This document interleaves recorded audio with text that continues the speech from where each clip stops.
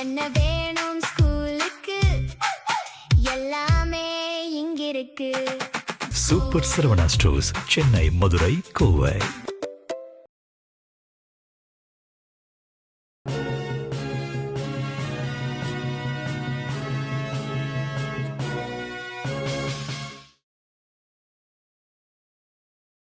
வணக்கம். ஜெம் செய்திகளுக்காக தமிழ் மொழி. இந்திய நேரப்படி மதியம் 1:30 மணி செய்திகள்.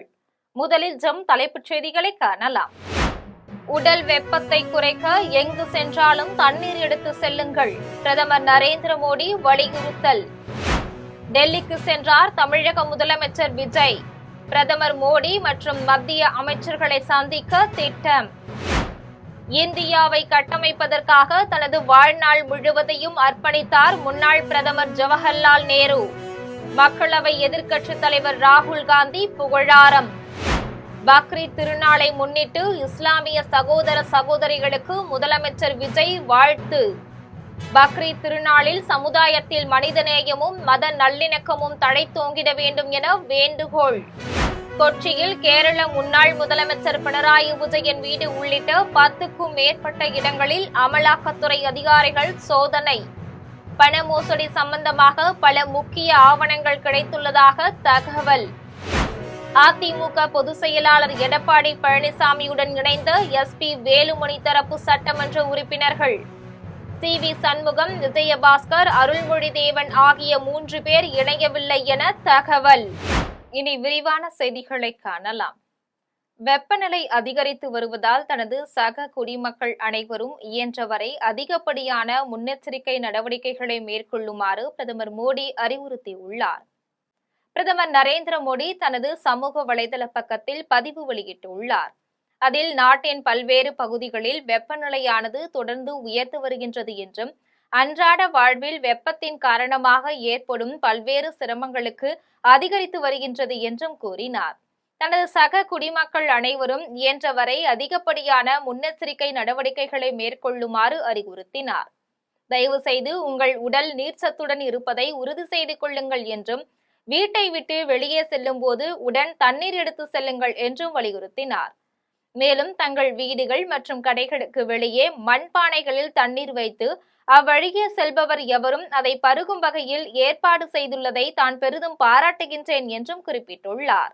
டெல்லிக்கு சென்றுள்ள தமிழக முதலமைச்சர் விஜய் இன்று பிரதமர் மோடி மற்றும் மத்திய அமைச்சர்களை சந்திக்க உள்ளார். முதலமைச்சராக பதவியேற்ற பிறகு முதன்முறையாக இன்று டெல்லிக்கு சென்றார் தமிழக முதலமைச்சர் விஜய். காலை 9:30 மணிக்கு தனி விமானத்தின் மூலம் சென்னையிலிருந்து டெல்லிக்கு புறப்பட்டார். அவர் டெல்லியில் உள்ள தமிழ்நாடு இல்லத்திற்கு செல்கின்றார். இதன் பின்னர் பிரதமர் மோடியை மாலை 4:30 மணி அளவில் அவரது அலுவலகத்தில் சந்திக்க உள்ளார். தொடர்ந்து மாலை 6:45 மணி அளவில் உள்துறை அமைச்சர் அமித்ஷாவையும், இரவு 7:30 மணி அளவில் நிதியமைச்சர் நிர்மலா சீதாராமனையும் சந்தித்து தமிழக நலன் சார்ந்து பல்வேறு கோரிக்கைகள் அடங்கிய மனுவை வழங்க உள்ளார். மேலும் இரவு குடியரசுத் தலைவர் திரௌபதி முர்மு, துணை குடியரசுத் தலைவர் சி.பி. ராதாகிருஷ்ணன் ஆகியோரை சந்திக்கின்றார். நாளை காலை காங்கிரஸ் கட்சி தலைவர்களான சோனியா காந்தி, ராகுல் காந்தி, பிரியங்கா காந்தி ஆகியோர்களை சந்தித்து பேச உள்ளார். இந்தியாவை கட்டமைப்பதற்காக முன்னாள் பிரதமர் ஜவஹர்லால் நேரு தனது வாழ்நாள் முழுவதையும் அர்ப்பணித்ததாக மக்களவை எதிர்க்கட்சித் தலைவர் ராகுல் காந்தி தெரிவித்துள்ளார். டெல்லியில் உள்ள சாந்தி வனத்தில் முன்னாள் பிரதமர் ஜவஹர்லால் நேருவின் 62வது நினைவு நாளையொட்டி அவரது நினைவிடத்தில் மக்களவை எதிர்க்கட்சித் தலைவர் ராகுல் காந்தி, காங்கிரஸ் தலைவர் மல்லிகார்ஜுன் கார்கே ஆகியோர் மலர் தூவி அஞ்சலி செலுத்தினர். இது தொடர்பாக மக்களவை எதிர்க்கட்சித் தலைவர் ராகுல் காந்தி தனது சமூக வலைதள பக்கத்தில் நாட்டின் முதல் பிரதமர் பண்டிதர் ஜவஹர்லால் நேருவின் நினைவு தினத்தில் அவருக்கு தனது நெஞ்சார்ந்த அஞ்சலியை செலுத்தியதாக தெரிவித்தார். நவீன இந்தியாவின் வலுவான அடித்தளத்தை அமைத்ததோடு மட்டுமன்றி உள்ளடக்கிய இணக்கமான மற்றும் முற்போக்கான இந்தியாவை கட்டமைப்பதற்கான அவர் தனது வாழ்நாள் முழுவதையும் அர்ப்பணித்ததாக கூறினார். சுதந்திரம், ஜனநாயக கோட்பாடுகள், அரசியல் அமைப்பு உரிமைகள், சமூக நீதி மற்றும் அறிவியல் பூர்வமான பார்வை ஆகியவற்றில் வேரூன்றிய அவரது தொலைநோக்கு தலைமை நமக்கு என்றும் வழிகாட்டியாக விளங்கும் என்று தெரிவித்தார். பக்ரீத் திருநாளை முன்னிட்டு இஸ்லாமிய சகோதர சகோதரிகள் அனைவருக்கும் தனது இதயம் கனிந்த நல்வாழ்த்துக்களை தமிழக முதலமைச்சர் விஜய் தெரிவித்துள்ளார். தமிழக முதலமைச்சர் விஜய் பக்ரீத் பண்டிகையை முன்னிட்டு வாழ்த்து செய்தி வெளியிட்டுள்ளார். அதில் ஈகை திருநாளாம் பக்ரீத் திருநாளை முன்னிட்டு இஸ்லாமிய சகோதர சகோதரிகள் அனைவருக்கும் தனது இதயம் கனிந்த நல்வாழ்த்துக்களை தெரிவித்தார். இறை நம்பிக்கை, தியாகம், கருணை, பகிர்வு, மனிதநேயம் ஆகிய உயரிய விழுமியங்களை மனித குலத்திற்கு உணர்த்தும் புனித பெருநாளாக பக்ரீத் திகழ்கின்றது என்று குறிப்பிட்டுள்ளார். ஏழை எளிய மக்களுடன் மகிழ்ச்சியை பகிர்ந்து கொள்ள வேண்டும் என்பதை வலியுறுத்தும் பக்ரீத் திருநாளில் சமுதாயத்தில் மனிதநேயமும் மத நல்லிணக்கமும் மேலும் தழைத்துவங்கிட வேண்டும் என்று கேட்டுக்கொண்டார். கொச்சியில் கேரள முன்னாள் முதலமைச்சர் பினராயி விஜயன் வீடு உள்ளிட்ட 10க்கும் மேற்பட்ட இடங்களில் அமலாக்கத்துறை அதிகாரிகள் சோதனை மேற்கொண்டுள்ளனர். கேரள மாநிலம் கொச்சியில் கனிமவள மோசடி வழக்கு தொடர்பாக கேரள முன்னாள் முதலமைச்சர் பினராயி விஜயன் வீடு உள்ளிட்ட 10க்கும் மேற்பட்ட இடங்களில் அமலாக்கத்துறை அதிகாரிகள் சோதனை மேற்கொண்டுள்ளனர். இந்த வழக்கில் Cochin minerals and rutile limited நிறுவனம் பினராயி விஜயனின் மகள் வீணாவுக்கு சொந்தமான எக்ஸாலாஜிக் சொல்யூஷன்ஸ் நிறுவனத்திற்கு 2018 மற்றும் 2019 ஆண்டுகளில் 1,72 லட்சம் ரூபாய் சட்டவிரோதமாக வழங்கியதாக குற்றச்சாட்டு எழுந்துள்ளது. இந்த விவகாரத்தில் அமலாக்கத்துறை மேற்கொண்ட நடவடிக்கைகளை ரத்து செய்ய கோரி CMRL நிறுவனம் தாக்கல் செய்த மனுவை கேரள உச்சநீதிமன்றம் தள்ளுபடி செய்த நிலையில் சோதனை நடைபெறுகின்றது. இந்த சோதனையில் பண மோசடி சம்பந்தமாக பல முக்கிய ஆவணங்கள் கிடைத்துள்ளதாக தகவல்கள் வெளியாகியுள்ளன. பசுமை வழிச்சாலையில் உள்ள அதிமுக பொதுச் செயலாளர் எடப்பாடி பழனிசாமியின் இல்லத்திற்கு சென்ற SP வேலுமணி தரப்பு சட்டமன்ற உறுப்பினர்கள் அதிமுகவில் இணைந்தனர். சென்னை பசுமை வழிச்சாலையில் உள்ள அதிமுக பொதுச் செயலாளர் எடப்பாடி பழனிசாமியின் இல்லத்திற்கு SP வேலுமணி தரப்பு சட்டமன்ற உறுப்பினர்கள் சென்றனர். அப்போது சமாதான பேச்சுவார்த்தை சுமூகமாக முடிந்ததால் அதிமுகவில் தங்களை மீண்டும் இணைத்துக் கொண்டனர். இதில் அனைத்து சட்டமன்ற உறுப்பினர்கள் EPS இல்லத்திற்கு சென்ற நிலையில் CV சண்முகம், விஜயபாஸ்கர், அருள்மொழி தேவன் ஆகியோர் கலந்து கொள்ளவில்லை என தகவல் வெளியாகியுள்ளது. இந்தியா, ஜப்பான் இடையேயான சிறப்பு மூலோபாய உலகளாவிய கூட்டாண்மை வகிக்கும் முக்கிய பங்கை தாங்கள் மீண்டும் உறுதிப்படுத்தியதாக பிரதமர் நரேந்திர மோடி தெரிவித்துள்ளார். பிரதமர் நரேந்திர மோடி தனது எக்ஸ் வலைதள பக்கத்தில் ஜப்பான் வெளியுறவுத்துறை அமைச்சர் தோஷிமிட்சு மெடோகியை வரவேற்பதில் தான் பெருமகிழ்ச்சி அடைவதாக தெரிவித்தார். இந்தோ பசிபிக் பிராந்தியத்திலும் அதற்கு அப்பாலும் அமைதி மற்றும் வளர்ச்சியை மேம்படுத்துவதில் இந்தியா, ஜப்பான் இடையிலான சிறப்பு மூலோபாய உலகளாவிய கூட்டாண்மை வகிக்கும் முக்கிய பங்கை தாங்கள் மீண்டும் உறுதிப்படுத்தியதாக கூறினார். ஆகாஷ் உயிர்மாய்க்கம் செய்யப்பட்ட வழக்கு தொடர்பாக விரைவில் நீதி பெற்று தரப்படும் என அமைச்சர் வன்னியரசு தெரிவித்துள்ளார். விருதுநகர் மாவட்டம் ஸ்ரீவில்லிபுத்தூரில் வருகை தந்த அமைச்சர் வன்னியரசுவிற்கு சால்வை அணிவித்து பொதுமக்கள் மற்றும் விடுதலை சிறுத்தை கட்சியினர் உற்சாக வரவேற்பு அளித்தனர். அதன் பின்னர் அவர் செய்தியாளர்களை சந்தித்து பேசிய போது ஆகாஷ் உயிர்மாய்க்கம் செய்யப்பட்ட வழக்கு தொடர்பாக விரைவில் அவர்களுக்கான நீதி பெற்றுத்தரப்படும் என உறுதியளித்தார். தமிழகத்தில் சட்டம் ஒழுங்கு சரியில்லை என்று கூறுவது ஏற்புடையது அல்ல என்றும் தற்போதுதான் புதிய காவல்துறை அதிகாரிகளை நியமித்துக் கொண்டிருக்கிறார்கள் என்றும் தெரிவித்தார். சூலூர் பாலியல் வழக்கு விவகாரத்தை பேசிக் கொண்டிருந்த போது 3 காவல்துறை அதிகாரிகள் செய்தியாளர் சந்திப்பில் சிரித்தது குறித்த கேள்விக்கு பதிலளித்த அவர், இதுகுறித்து சம்பந்தப்பட்ட அதிகாரிகள் தரப்பில் விளக்கம் அளிக்கப்பட்டுள்ளது என்றும் வேறொரு இயல்பான விஷயத்தை பேசிக் கொண்டிருந்த போது எடுக்கப்பட்ட காட்சி எது என்று விளக்கியுள்ளதாக கூறினார். விருதுநகர் மாவட்டத்தில் அரசின் விதிமுறைகளை பின்பற்றாமல் செயல்பட்டு வந்த 23 குவாரிகளை உடனடியாக மூட கனிம வளத்துறை அமைச்சர் பிரபு உத்தரவிட்டுள்ளார். விருதுநகர் மாவட்டம் திருச்சுழி அருகே உள்ள ஒரு கல்குவாரியில் கனிம வளத்துறை அமைச்சர் பிரபு திடீரென ஆய்வு மேற்கொண்டார். அப்போது அங்கு பணிபுரியும் வடமாநிலத்தை சேர்ந்தவர்களிடம் பாதுகாப்பு குறித்தும் கேட்டறிந்தார். தொடர்ந்து அதிக திறன் கொண்ட வெடிகளை குவாரிகளில் வெடிக்க தடை விதித்தார். விருதுநகர் மாவட்டத்தில் விதிமுறைகளை பின்பற்றாமல் செயல்பட்டு வந்த 23 குவாரிகளை உடனடியாக தற்காலிகமாக நிறுத்த உத்தரவிட்டார். மேலும் சட்டவிரோதமாக இயங்கும் குவாரிகள் மீது கடும் நடவடிக்கை எடுக்கப்படும் என்றும் பொதுமக்களின் பாதுகாப்பு மற்றும் சுற்றுச்சூழல் பாதுகாப்பை உறுதி செய்வதில் அரசு எந்தவித சமரசமும் செய்யாது என்றும் எச்சரிக்கை விடுத்தார். அமைச்சராக பதவியேற்ற பிறகு விருதுநகர் மாவட்டத்திற்கு வருகை தந்த அமைச்சர் ஜெகதீஸ்வரிக்கு மாவட்ட ஆட்சியர் சுகபுத்ரா உள்ளிட்ட அரசு அதிகாரிகள் பூங்கொடுத்து கொடுத்து வரவேற்றனர். தமிழக வெற்றி கழகம் சார்பில் சட்டமன்ற தேர்தலில் ராஜபாளையத்தில் ஜெகதீஸ்வரி வெற்றி பெற்று சட்டமன்ற உறுப்பினராக பதவியேற்றார். கட்சி தலைமையவருக்கு சமூக நலன் மற்றும் மகளிர் மேம்பாட்டுத்துறை அமைச்சர் பதவியை ஒதுக்கியது.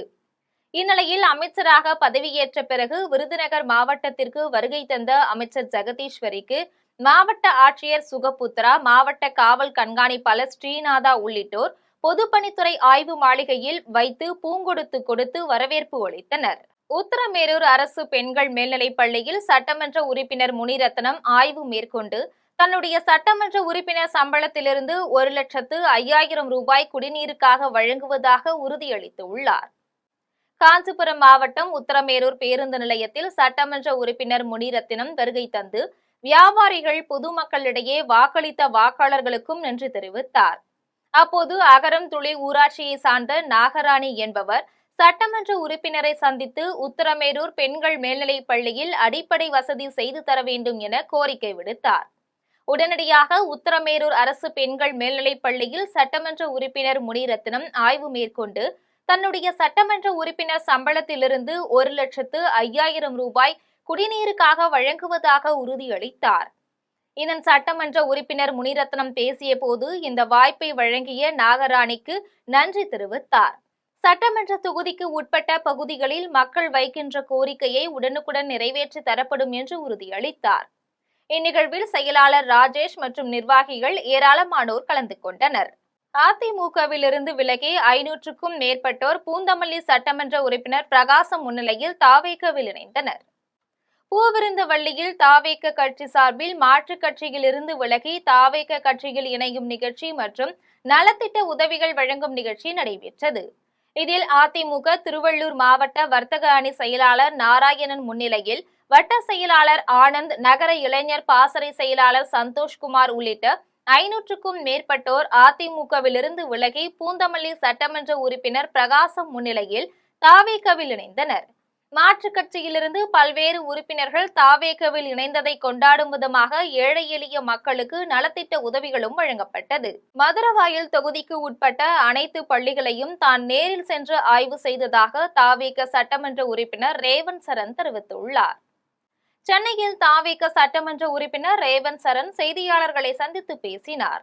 அப்போது கடந்த வாரம் மதுரவாயல் தொகுதிக்கு உட்பட்ட அனைத்து பள்ளிகளையும் தான் ஆய்வு செய்ததாக தெரிவித்தார். இந்த ஆய்வின் மூலமும் பள்ளி ஊழியர்களுடனான கலந்துரையாடலின் மூலமும் ஒவ்வொரு பள்ளியிலும் பல்வேறு பிரச்சனைகள் இருப்பதை நாங்கள் அறிந்து கொண்டதாக கூறினார். மேலும் இவை அனைத்தும் தொகுக்கப்பட்டு பொதுப்பணித்துறை அமைச்சர் ஆதவ் அர்ஜுனா, பள்ளி கல்வித்துறை அமைச்சர் ராஜ்மோகன் ஆகியோரிடம் சமர்ப்பிக்கப்பட்டுள்ளதாகவும் தெரிவித்தார். திருநெல்வேலி மாநகரத்தை பொறுத்தவரை 318 கிலோகிராம் போதைப் பொருட்கள் அழிக்கப்பட்டுள்ளதாக மாநகர காவல் ஆணையர் விஜயகுமார் தெரிவித்துள்ளார். திருநெல்வேலியில் மாநகர காவல் ஆணையர் விஜயகுமார் செய்தியாளர்களை சந்தித்து பேசினார். அப்போது போதைப் பொருட்கள் அழிப்பு குறித்து பேசிய அவர், திருநெல்வேலி மாநகரத்தை பொறுத்தவரை 318 கிலோகிராம் போதைப் பொருட்கள் அழிக்கப்பட்டுள்ளதாக தெரிவித்தார். 3 மாதங்களுக்கு ஒருமுறை மாநகர போதைப்பொருள் ஒழிப்பு குழு கூடி போதைப் பொருட்களை அழிப்பது குறித்து முடிவு செய்து வருவதாக தெரிவித்தார். அந்த வகையில் தாங்கள் 66 வழக்குகளை கண்டறிந்து சம்பந்தப்பட்ட நீதிமன்றங்களிடமிருந்து உத்தரவுகளை பெற்றதாக கூறினார். தொடர்ந்து இந்த 318 கிலோகிராம் போதைப் பொருட்களும் அழிக்கப்பட வேண்டும் என்று மாநகர அளவிலான போதைப்பொருள் ஒழிப்பு குழு முடிவு செய்ததாக தெரிவித்தார். திருமயம் அருகே உள்ள பில்லமங்கலம் பொன்னழகியம்மன் தேர் திருவிழாவை ஒட்டி நடைபெற்ற மாட்டு வண்டி பந்தயத்தை பொதுமக்கள் சாலையோரத்தில் நின்று ஆர்வத்துடன் கண்டுகளித்தனர். புதுக்கோட்டை மாவட்டம் திருமயம் அருகே உள்ள பில்லமங்கலம் பொன்னழகியம்மன் தேர் திருவிழாவை ஒட்டி மாட்டு வண்டி பந்தயம் நடைபெற்றது. இதில் சிறிய மாடு, பெரிய மாடு என இரு பிரிவுகளாக நடைபெற்ற போட்டியில் 18 ஜோடி மாடுகள் கலந்து கொண்டன. தொடர்ந்து சாலையில் சீறி பாய்ந்து சென்ற காளைகளை பொதுமக்கள் சாலையோரத்தில் நின்று ஆர்வத்துடன் கண்டுகளித்தனர். போட்டியில் வெற்றி பெற்ற மாட்டு வண்டியின் உரிமையாளர்களுக்கும் அதனை ஓட்டிய சாரதிகளுக்கும் பணப்பரிசும் பரிசு பொருட்களும் வழங்கப்பட்டன. நாகர்கோவில் வடசேரி பேருந்து நிலையத்தில் கட்டண கழிப்பிடத்தில் அதிக கட்டணம் வசூலிப்பதாக கூறி பயணி ஒருவர் வெளியிட்ட காட்சி சமூக வலைதள பக்கத்தில் வைரலாகி வருகிறது. கன்னியாகுமரி வடசேரி பேருந்து நிலையத்திற்கு தினசரி ஏராளமான பயணிகள் வருகை தருகின்றனர். இந்நிலையில் அங்கு நாகர்கோவில் மாநகராட்சி சார்பில் கட்டண கழிப்பறை வைக்கப்பட்டுள்ளது. இந்த கட்டண கழிப்பறையானது ஒப்பந்த அடிப்படையில் செயல்பட்டு பராமரிக்கப்பட்டு வருகின்றது. இதற்காக மாநகராட்சி சார்பில் நிர்ணயிக்கப்பட்ட கட்டணம் அறிவிக்கப்பட்டு அதனை அறிவிப்பு பலகையாக கழிவறை முன் வைக்கப்பட்டு உள்ளது. ஆனால் அறிவிக்கப்பட்ட தொகையை விட அதிகமாக அங்குள்ள ஊழியர்கள் வசூலித்து வருவதாக கூறப்படுகின்றது. இதனால் பயணி ஒருவர் அறிவித்த தொகையை விட அதிக கட்டணம் வசூல் செய்து வருவதாகவும், இதனை கேட்டால் இதை பற்றி விவாதிக்க கூடாது என கட்டளையிடுவதாக கூறி சமூக வலைதளத்தில் வீடியோ பதிவு ஒன்றை வெளியிட்டுள்ளார். தற்போது அந்த வீடியோ சமூக வலைதளத்தில் வைரலாகி வருகிறது. கும்பகோணம் அருகே பயிர்க்கடன் முழுவதையும் தள்ளுபடி செய்ய வேண்டும் என்று வலியுறுத்தி விவசாயிகள் வயலில் இறங்கி ஆர்ப்பாட்டத்தில் ஈடுபட்டனர். சட்டமன்ற தேர்தலின் போது தாவேக தேர்தல் அறிக்கையில் சிறு குறு விவசாயிகள் கூட்டுறவு வங்கியில் பெற்ற பயிர்க்கடன் முழுமையாக ரத்து செய்யப்படும் என்று உறுதியளிக்கப்பட்டது. இந்நிலையில் 50,000 ரூபாய் வரை கடன் பெற்ற விவசாயிகளுக்கு பயிர்க்கடன் தள்ளுபடி செய்யும் என்று அறிவித்துள்ளது. இதனால் விவசாயிகள் மத்தியில் பெரும் அதிருப்தி நிலவுகின்றது. எனவே பயிர்க்கடன் முழுவதையும் தள்ளுபடி செய்ய வேண்டும் என்று வலியுறுத்தி தஞ்சாவூர் மாவட்டம் கும்பகோணம் அருகே பந்தநல்லூரில் விவசாயிகள் வயலில் இறங்கி ஆர்ப்பாட்டத்தில் ஈடுபட்டனர். மேலும் கைகளில் பயிர்களை ஏந்தியபடி தமிழக அரசுக்கு எதிராக கண்டன கோஷங்களை எழுப்பினர். மதுராந்தகம் அதிமுக சட்டமன்ற உறுப்பினர் தனது பதவியை ராஜினாமா செய்துவிட்டு தாவேகவில் இணைந்ததால் அதிமுக சார்பில் அவருக்கு எதிராக போராட்டங்கள் நடைபெற்றது. செங்கல்பட்டு மாவட்டம் மதுராந்தகம் சட்டமன்ற தொகுதியில் அதிமுக சார்பில் போட்டியிட்ட மரகதம் குமரவேல் வெற்றி பெற்றார். அதிமுகவில் ஏற்பட்ட உட்கட்சி பூசல் காரணமாக எடப்பாடி பழனிசாமி மற்றும் வேலுமணி என இரு குழுக்களாக பிரிந்தனர். இந்நிலையில் வேலுமணி ஆதரவாளராக இருந்து வந்த மதுராந்தகம் சட்டமன்ற உறுப்பினர் மரகதம் குமரவேல் திடீரென தனது சட்டமன்ற உறுப்பினர் பதவியை ராஜினாமா செய்து தமிழக வெற்றி கழகத்தில் இணைந்தார். அதனைத் தொடர்ந்து மதுராந்தகம் தொகுதி முழுவதும் அதிமுக சார்பில் மரகதம் குமரவேலுக்கு எதிரான போராட்டங்கள் நடைபெற்றது. இந்நிகழ்வு அப்பகுதியில் பெரும் பரபரப்பை ஏற்படுத்தியுள்ளது. ஆலங்குளம் அருகே காவல்துறையினரால் சுடப்பட்ட பனை தொழிலாளியின் மனைவி பல்வேறு கோரிக்கைகளை வலியுறுத்தி உண்ணாவிரத போராட்டத்தில் ஈடுபட்டதால் அப்பகுதியில் பெரும் பரபரப்பு ஏற்பட்டுள்ளது. தென்காசி மாவட்டம் ஆலங்குளம் அருகே உள்ள மருதம்புத்தூரை சேர்ந்த பனை தொழிலாளி மணிகண்டன். பனை தொழிலாளியான இவர் மீது கடந்த ஏப்ரல் 7ஆம் தேதி கள் இறக்கி விற்பதாக கூறி நடைபெற்ற பிரச்சனையில் ஆலங்குளம் காவல் உதவி ஆய்வாளர் இசக்கி ராஜாவால் துப்பாக்கியால் சுடப்பட்டார். இந்த சம்பவம் தொடர்பாக ஊர் பொதுமக்கள் ஆலங்குளத்தில் உள்ள காமராஜர் சிலை முன்பு ஆர்ப்பாட்டத்தில் ஈடுபட்டனர். இதைத் தொடர்ந்து காவல் உதவி ஆய்வாளர் இசக்கி ராஜா மீது 4 பிரிவின் கீழ் வழக்கு பதிவு செய்யப்பட்டு அவர் சஸ்பெண்ட் செய்யப்பட்டார். மேலும் மணிகண்டனுக்கு ஆதரவாக போராட்டம் செய்த 226 பேர் மீது ஆலங்குளம் காவல்துறையினரால் வழக்கு பதிவு செய்யப்பட்டது. காயமடைந்த மணிகண்டன் தற்போது தூத்துக்குடி தனியார் மருத்துவமனையில் சிகிச்சை பெற்று வருகிறார். இந்நிலையில் மணிகண்டனின் மனைவி பொன்மணி துப்பாக்கி சூடு நடத்திய காவல் உதவி ஆய்வாளர் இசக்கி ராஜாவை பணி நீக்கம் செய்ய வேண்டும், அவரை கைது செய்து சிறையில் அடைக்க வேண்டும், தனது தகுதிக்கு ஏற்ப அரசு பணி வழங்கிட அரசு நடவடிக்கை எடுக்க வேண்டும் என்பன உள்ளிட்ட பல்வேறு கோரிக்கைகளை வலியுறுத்தி மருதம்புத்தூர் கிராமத்தில் உள்ள மாரியம்மன் கோவில் வளாகத்தில் தொடர் உண்ணாவிரத போராட்டத்தை தொடங்கியுள்ளார். இதில் அவருடன் அந்த பகுதியில் உள்ள பெண்கள், ஆண்கள் உண்ணாவிரதம் இருந்து வருகின்றனர். இந்த உண்ணாவிரத போராட்டத்தால் அப்பகுதியில் பெரும் பரபரப்பு ஏற்பட்டுள்ளது. மேலூர் அருகே நண்பர்களுடன் மது அருந்தும் போது ஏற்பட்ட தகராறில் ஒருவர் உயிரிழந்த சம்பவம் அப்பகுதியில் பரபரப்பை ஏற்படுத்தியுள்ளது. மதுரை மாவட்டம் மேலூர் அருகே திருவாதவூர் வெள்ளமுத்தன்பட்டியை சேர்ந்தவர் ஆக்டிங் டிரைவர் ராஜ்குமார். இவர் குளியல் தொட்டி பகுதியில் கல்லால் முகம் சிதைக்கப்பட்டு உயிரிழந்து கிடந்துள்ளார். இதுகுறித்து அப்பகுதி மக்கள் அளித்த தகவலின் பேரில் சம்பவ இடத்திற்கு விரைந்து வந்த மேலூர் காவல்துறையினர் ராஜ்குமாரின் உடலை கைப்பற்றி உடற்கூறாய்வுக்காக மேலூர் அரசு மருத்துவமனைக்கு அனுப்பி வைத்தனர். இதனைத் தொடர்ந்து சம்பவ இடத்தில் தடயங்களை சேகரித்த காவல்துறையினரின் முதல்கட்ட விசாரணையில் ராஜ்குமார் தனது நண்பர்களுடன் சேர்ந்து மது அருந்திய போது தகராறு ஏற்பட்டதாகவும், அந்த தகராறில் கல்லால் தாக்கி உயிர் பறிப்பு செய்யப்பட்டிருக்கலாம் எனவும் தெரியவந்துள்ளது. இச்சம்பவம் அப்பகுதியில் பெரும் அதிர்ச்சியை ஏற்படுத்தியுள்ளது. குனியமுத்தூரில் பக்ரீத் பண்டிகையொட்டி நடைபெற்ற சிறப்பு தொழுகையில் ஆயிரக்கணக்கான இஸ்லாமியர்கள் கலந்து கொண்டனர். கோவையின் குனியமுத்தூரில் பக்ரீத் பண்டிகையொட்டி ஜாக் கமிட்டி சார்பில் சிறப்பு தொழுகை நடைபெற்றது. இதில் ஆண்கள், பெண்கள் என ஆயிரக்கணக்கான இஸ்லாமியர்கள் கலந்து கொண்டனர். தொழுகை நிறைவடைந்த பின் ஒருவருக்கு ஒருவர் கட்டித் தழுவி பக்ரீத் வாழ்த்துக்களை பரிமாறிக்கொண்டனர். மேலும் இஸ்லாமியர்கள் ஆடு மாடு போன்றவற்றை பலியிட்டு அதன் இறைச்சியை ஏழை மக்களுக்கு தானமாக வழங்கி மகிழ்ந்தனர். வேலூர் மற்றும் அதன் சுற்றுவட்டார பகுதிகளில் பலத்த காற்றுடன் கனமழை கொட்டி தீர்த்ததால் பொதுமக்கள் மற்றும் விவசாயிகள் மகிழ்ச்சியடைந்துள்ளனர். வேலூர் மாவட்டம் சத்துவாச்சாரி, காட்பாடி, பாகாயம், சேன்பாக்கம், லத்தேரி, பொன்னை, வள்ளிமலை உள்ளிட்ட பல்வேறு பகுதிகளில் பலத்த காற்றுடன் கனமழை கொட்டி தீர்த்தது. கடந்த 2 நாட்களாக வேலூர் சுற்றுவட்டார பகுதிகளில் மழை பெய்வதால் ஓரளவு வெப்பம் தணிந்து குளிர்ச்சியான சூழல் நிலவியது. திடீர் மழை காரணமாக பொதுமக்களும் விவசாயிகளும் மகிழ்ச்சியடைந்துள்ளனர். தமிழ்நாட்டு அரசியல் இதுவரை நாகரிகமான அரசியலாகத்தான் நடந்து கொண்டிருக்கின்றது என்று அமைச்சர் வன்னியரசு தெரிவித்துள்ளார். விருதுநகர் மாவட்டம் காரியாபட்டி அருகே ஐயன் ரெட்டியாப்பட்டிற்கு சமூக நீதித்துறை அமைச்சராக பொறுப்பேற்ற வன்னியரசு வருகை தந்த போது ஊர் பொதுமக்கள் மற்றும் கட்சி நிர்வாகிகள் உற்சாக வரவேற்பு அளித்தனர். தொடர்ந்து அவர் தான் பள்ளியில் பயின்ற ஆசிரியர் மறைந்த சங்கரவேலுவின் உருவ சிலையினை திறந்து வைத்து மரியாதை செலுத்தினார். இதன் பின்னர் செய்தியாளர்களை சந்தித்து பேசினார். அப்போது மேகதாது அணை கட்டுவது என்பது மற்றொரு தேசிய இனத்திற்கு எதிராக செயல்படக்கூடாது என்று தான் பார்க்க வேண்டும். மத்திய அரசு இதை தலையிட்டு இந்த பிரச்சனையை தீர்க்க வேண்டும் என தாங்கள் பிரதமரிடம் கோரிக்கை வைத்துள்ளதாக தெரிவித்தார். அதிமுக சட்டமன்ற உறுப்பினர்கள் அடுத்தடுத்து தாவேகவில் இணைவதால் குதிரை பேர ஆட்சி நடக்கிறது என்ற கேள்விக்கு பதிலளித்த அவர், அப்படி ஒன்றும் எனக்கு தெரியவில்லை என்று கூறினார். மேலும் தமிழ்நாட்டு அரசியல் இதுவரை நாகரிகமான அரசியலாகத்தான் நடந்து கொண்டிருக்கின்றது என்று தெரிவித்தார். பூவிருந்தவல்லி குற்றவியல் வழக்கறிஞர்கள் சங்க நிர்வாகிகள் தேர்ந்தெடுக்கும் பணி தேர்தல் குரல் வாக்கெடுப்பு மூலம் குற்றவியல் வழக்கறிஞர்கள் சங்க அலுவலகத்தில் நடைபெற்றது. திருவள்ளூர் மாவட்டம் பூவிருந்தவல்லி குற்றவியல் வழக்கறிஞர்கள் சங்க நிர்வாகிகள் தேர்ந்தெடுக்கும் பணி தேர்தல் குரல் வாக்கெடுப்பு மூலம் குற்றவியல் வழக்கறிஞர்கள் சங்க அலுவலகத்தில் நடைபெற்றது. இதில் புதிதாக பூவிருந்தவல்லி குற்றவியல் வழக்கறிஞர்கள் சங்க தலைவராக ரஞ்சித் குமார் பெருவாரியான ஆதரவு பெற்று வெற்றி பெற்றுள்ளார். இதனையடுத்து வெற்றி பெற்ற தலைவர் உள்ளிட்ட நிர்வாகிகளான ரஞ்சித் குமார், செயலாளர் திருமால், பொருளாளர் ராஜ்குமார், நூலகர் நிஜந்தன், துணைத் தலைவர்கள், இணை செயலாளர்கள், செயற்குழு உறுப்பினர்கள் என அனைவரும் தேர்ந்தெடுக்கப்பட்டு அறிவிக்கப்பட்டனர்.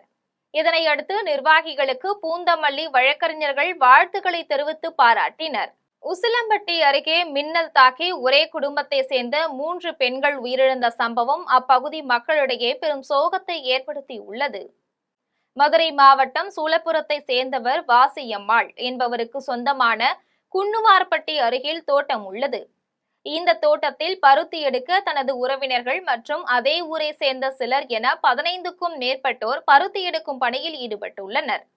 மாலையில் திடீரென மழை பெய்ததால் அருகே உள்ள புளிய மரத்தின் அடியில் அவர்கள் ஒதுங்கிய போது புளிய மரத்தில் விழுந்த மின்னல் தாக்கி ராமுத்தாய், தனிக்கொடி, கணபதி என்ற 3 பேரும் சம்பவ இடத்திலேயே பரிதாபமாக உயிரிழந்தனர். இதில் படுகாயமடைந்த வாசியம்மாள் உசிலம்பட்டி அரசு மருத்துவமனையில் தீவிர சிகிச்சை பிரிவில் அனுமதிக்கப்பட்டார். தொடர்ந்து சம்பவ இடத்திற்கு வந்த ஏழுமலை காவல்துறையினர் மின்னல் தாக்கி உயிரிழந்த ராமுத்தாய், தனிக்கொடி, கணபதியின் உடல்களை மீட்டு உடற்கூராய்விற்காக உசிலம்பட்டி அரசு மருத்துவமனைக்கு அனுப்பி வைத்தனர். மின்னல் தாக்கி ஒரே குடும்பத்தை சேர்ந்த 3 பெண்கள் உயிரிழந்த சம்பவம் அப்பகுதி மக்களிடையே பெரும் சோகத்தை ஏற்படுத்தியுள்ளது. இனி வருவது விளையாட்டு செய்திகள்.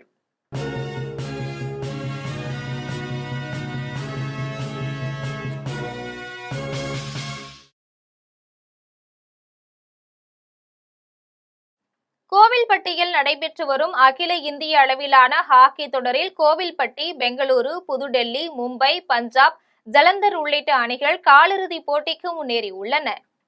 தூத்துக்குடி மாவட்டம் கோவில்பட்டி அருகே கிருஷ்ணா நகரில் உள்ள செயற்கை புல்வெளி ஹாக்கி மைதானத்தில் அகில இந்திய அளவிலான ஹாக்கி தொடரின் 6வது நாள் போட்டிகள் நடைபெற்றது. இதில் முதல் போட்டியில் சென்னை அணியும், 2வது போட்டியில் கோவில்பட்டி அணியும், 3வது போட்டியில் மும்பை அணியும் வெற்றி பெற்றன. 4வது போட்டியில் பஞ்சாப் சிந்து வங்கி மற்றும் ஜலந்தர் ஆர்மி கிரீன் அணிகள் மோதின. இதில் 3-3 என்ற கோல் கணக்கில் இரு அணிகளும் சம புள்ளிகளை பெற்றது. மேலும் கோவில்பட்டி, பெங்களூரு, புதுடெல்லி, மும்பை, ஜலந்தர், பஞ்சாப், ஜலந்தர், ஆர்மி கிரீன் உள்ளிட்ட அணிகள் காலிறுதிப் போட்டிக்கு தகுதி பெற்றது. பிரெஞ்சு ஓபன் டென்னிஸ் தொடரின் முதல் சுற்று போட்டியில் கிளெமெண்ட் டாபரை வீழ்த்தி ஜானிக் சின்னர் 2வது சுற்றுக்கு முன்னேறினார். பிரான்சின் பாரிஸ் நகரில் பிரெஞ்சு ஓபன் டென்னிஸ் தொடரின் ஆண்கள் ஒற்றையர் பிரிவு முதல் சுற்று போட்டி நடைபெற்றது. இந்த போட்டியில் இத்தாலியின் ஜானிக் சின்னர் பிரான்சின் கிளெமெண்ட் டாபருடன் மோதினார். இதில் சிறப்பாக விளையாடிய ஜானிக் சின்னர் 3-0 என்ற செட் கணக்கில் கிளெமெண்ட் டாபரை வீழ்த்தினார். இதன் மூலம் ஜானிக் சின்னர் இரண்டாவது சுற்றுக்கு முன்னேறினார். இனி வருவது தங்கம், வெள்ளி மற்றும் பங்கு சந்தை விலை நிலவரம்.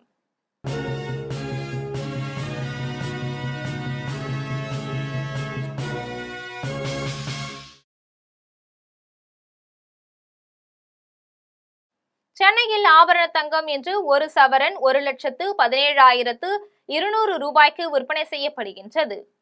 சென்னையில் இன்று ஆபரண தங்கத்தின் விலை கிராமுக்கு 80 ரூபாய் குறைந்து 14,650 ரூபாய்க்கு விற்பனை செய்யப்படுகின்றது. மேலும் ஒரு சவரன் 640 ரூபாய் குறைந்து 1,17,200 ரூபாய்க்கு விற்பனை செய்யப்படுகின்றது. 24 கேரட் தூய தங்கம் ஒரு சவரன் 1,27,856 ரூபாய்க்கு விற்பனை செய்யப்படுகின்றது. மேலும் 1 கிராம் வெள்ளி 290 ரூபாய்க்கும் 1 கிலோ வெள்ளி 2,90,000 ரூபாய்க்கும் விற்பனை செய்யப்படுகின்றது. இந்திய பங்கு சந்தைகளில் வணிகம் இன்று உயர்வுடன் காணப்படுகின்றது. மும்பை பங்கு சந்தை பங்கு விலை குறியீட்டு எண் சென்செக்ஸ் 132 புள்ளிகள் அதிகரித்து 76,142 புள்ளிகளில் வணிகமாகிறது. தேசிய பங்குச்சந்தை பங்கு விலை குறியீட்டு எண் நிப்டி 52 புள்ளிகள் அதிகரித்து 23,966 புள்ளிகளில் வணிகமாகிறது. மீண்டும் ஜெம் தலைப்புச் செய்திகள். உடல் வெப்பத்தை குறைக்க எங்கு சென்றாலும் தண்ணீர் எடுத்து செல்லுங்கள், பிரதமர் நரேந்திர மோடி வலியுறுத்தல். டெல்லிக்கு சென்றார் தமிழக முதலமைச்சர் விஜய். பிரதமர் மோடி மற்றும் மத்திய அமைச்சர்களை சந்திக்க திட்டம். இந்தியாவை கட்டமைப்பதற்காக தனது வாழ்நாள் முழுவதையும் அர்ப்பணித்தார் முன்னாள் பிரதமர் ஜவஹர்லால் நேரு. மக்களவை எதிர்க்கட்சித் தலைவர் ராகுல் காந்தி புகழாரம். பக்ரீத் திருநாளை முன்னிட்டு இஸ்லாமிய சகோதர சகோதரிகளுக்கு முதலமைச்சர் விஜய் வாழ்த்து. பக்ரீத் திருநாளில் சமுதாயத்தில் மனிதநேயமும் மத நல்லிணக்கமும் தழைத்தோங்கிட வேண்டும் என வேண்டுகோள். கொச்சியில் கேரள முன்னாள் முதலமைச்சர் பினராயி விஜயன் வீடு உள்ளிட்ட 10க்கும் மேற்பட்ட இடங்களில் அமலாக்கத்துறை அதிகாரிகள் சோதனை. பண மோசடி சம்பந்தமாக பல முக்கிய ஆவணங்கள் கிடைத்துள்ளதாக தகவல். அதிமுக பொதுச் செயலாளர் எடப்பாடி பழனிசாமியுடன் இணைந்த எஸ்பி வேலுமணி தரப்பு சட்டமன்ற உறுப்பினர்கள். சி.வி. சண்முகம், விஜயபாஸ்கர், அருள்மொழி தேவன் ஆகிய 3 பேர் இணையவில்லை என தகவல். இத்துடன் ஜெம் செய்திகள் நிறைவடைகின்றன. மீண்டும் ஜெம் செய்திகள் மாலை 6 மணிக்கு. உடனுக்குடன் செய்திகளை காண gemlive.tv என்ற இணையதளத்தில் இணைந்திருங்கள். நன்றி, வணக்கம்.